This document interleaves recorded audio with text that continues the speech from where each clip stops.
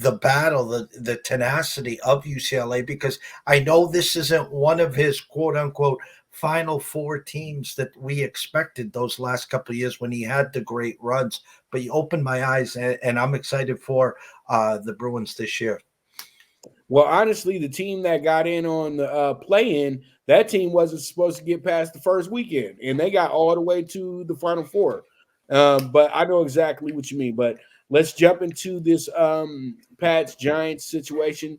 We'll get into our NCAA stuff when it's time to, man. This is all about the NFL, baby. This is NFL show. Which is a good thing that we don't have a contract obligation to the NFL, because I'd have been also they'd have had the producer calling me in the back pocket. You can't do that. We're on a time schedule. So Pat, and I know why you're laughing, because it's Pat's Giants. This is C League stuff right now, man. And this is going to be the funniest Pats Giants matchup ever, because it's just going to be one of those ones where everybody's just wanting to lose the game.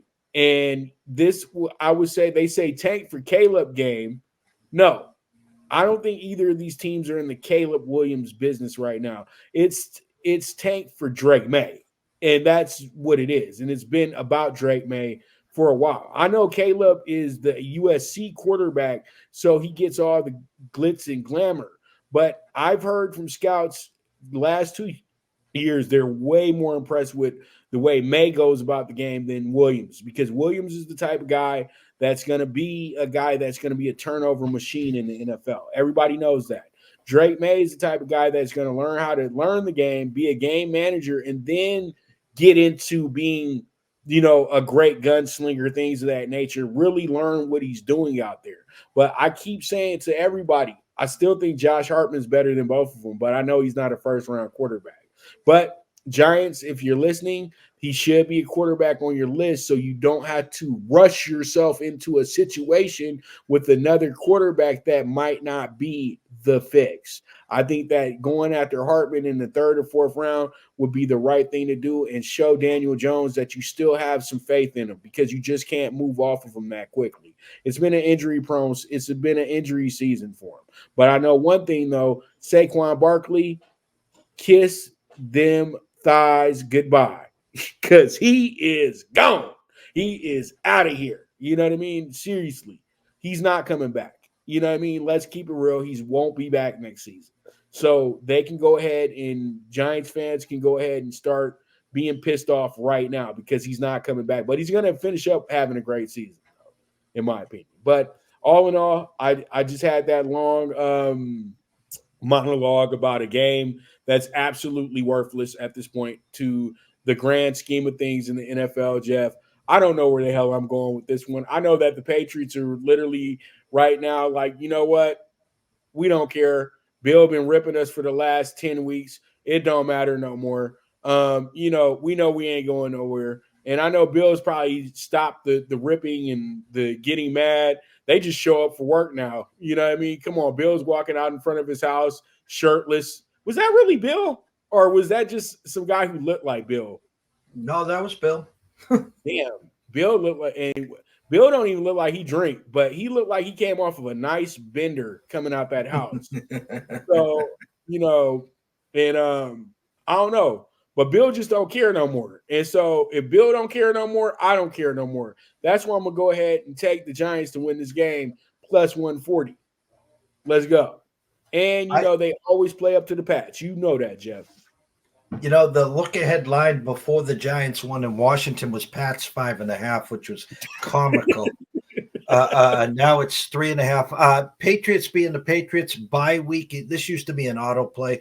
Pats after a bye. Bill's record off of a bye is off the charts. We don't even know who's starting at quarterback, Pops. My gut tells me that it could be Zappe. It could be Will Greer. I have no idea. I will tell you this, just knowing the shit luck that the Pats have, they'll probably end up with the third pick, and now they'll have 10,000 calls because someone wants to move up and get Marvin Harrison Jr. You talked about the quarterbacks, you talked about Caleb, you talked about Drake May, Jaden Daniels getting a ton of steam, Bo Nix getting a ton of steam. You still got Michael Penix Jr., who reminds me of Tua out in Washington. You talked about Hartman from Notre Dame. So it's, for the Patriots, that if I woke up tomorrow and they traded 10 guys, it doesn't matter. How bad is their defense? Let me tell you something. Judon, who hasn't played in 6 weeks, has 4 sacks. He leads the team in sacks, and he hasn't played in 6 weeks. It's just a dysfunction junction. I bought the half comically. Give me the Giants plus 3.5. If it lands on 3, go be it. First one to 17 wins this game. Vegas is telling me 17-13 here. I like where your eyes are. But again, for the Patriots, just lose this game. You'll have the tiebreaker with the Giants. You can move up. Here's my insane thinking, Pops. Carolina gets the first pick. We know it's the Bears. Patriots got the second pick. And let's just say the Bears are sitting at around 6. And the Bears are chomping at the bit. I'll make a trade. I'll trade down, get the Bears pick. You can throw in Justin Fields. You can move up to 2, take Drake May. Or they can then move up to 2 and take Marvin Harrison and keep Fields. And then I'm just going to stockpile, and I'm going to wait for a Jaden Daniels or Bo Nix or something. But I think this week, let's go Giants. All right. So, and real quick with Marvin Harrison, real quick, my quick thoughts about that situation is like this. Marvin Harrison holds the future of top end wide receivers with his success when he gets to the league, because if they got to waste another top 3 pick on a receiver and he doesn't pan out, then we're going to have it start turning into the running back situation, because last year was a great example of that when they started drafting wide receivers at the 20 spot, and all those guys were promised top 10 spots. You know what I mean? They were all said that they were going to be in the top 15. JSN should have been in the, and they all didn't start getting drafted until the 20s. And we all said, and I sat up there and I said, they're going to all draft them all at once. You know what I mean? They're all going to draft them at once, just like they did with the running backs when they started not drafting them in the first round. We'll figure out what point in the first round we're going to draft all the ones we said were great. And so Marvin Harrison has a big responsibility. If he goes and has a great season, then they can continue and warrant the fact to pick a wide receiver in the top 10. If he doesn't, then that's where these guys are about to be from 15 to 32 damn near every year for the next I don't know how long. And I know it sounds crazy right now, but just look at how the draft has been working over the last few years. And Marvin Harrison is a very important player to the position. Just like Trent Richardson was a very important player to the running back position as well, too. Okay. Y'all can go do the research on your own time, but I'm just giving you little subtle hints. And the quarterback position, you may be next too. Seriously, think about it.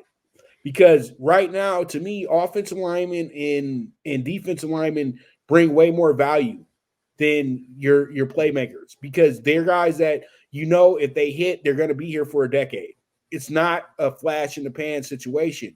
It's not, oh, he had one great year and it was over. No, your defensive linemen and your offensive linemen are going to be consistently good for the next decade if they don't get a major injury. You look at the dynamics of the game there. You're going to find out. Now, the Patriots' history and their GM and their drafting in the past decade has been absolutely pathetic. They need to just, from the top down, they just got to start over. And this is a type of draft where you're going to find a half dozen teams that are in desperate, dire need of a quarterback.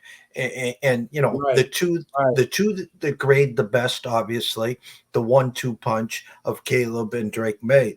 But as we know, the closer you get to draft day and then you get to combines and stuff, there's going to be a bunch of quarterbacks rising up the board. I mean, you could have literally by draft day, you could have 4 or 5 quarterbacks going in the top 10 or 12 picks, where 2 or 3 of those are probably second round picks. So the fact it's going to be playing chess versus checkers, Russian roulette. Don't forget, go back to the Patrick Mahomes days where I think they were drafted mid-20s and they went all the way up to 12, I think, to get Patrick Mahomes, who no Texas Tech quarterback had done anything. It was all a system quarterback. Well, Andy saw something there. And there's a handful of these quarterbacks. I mean, to me, Penix Jr. looks spot image of Tua, but he's got 2 wide receivers on the outsides that are going to be playing on Sundays. So when the Patriots and Mac Jones slid to 16 and they fell in his lap, he had the same thing.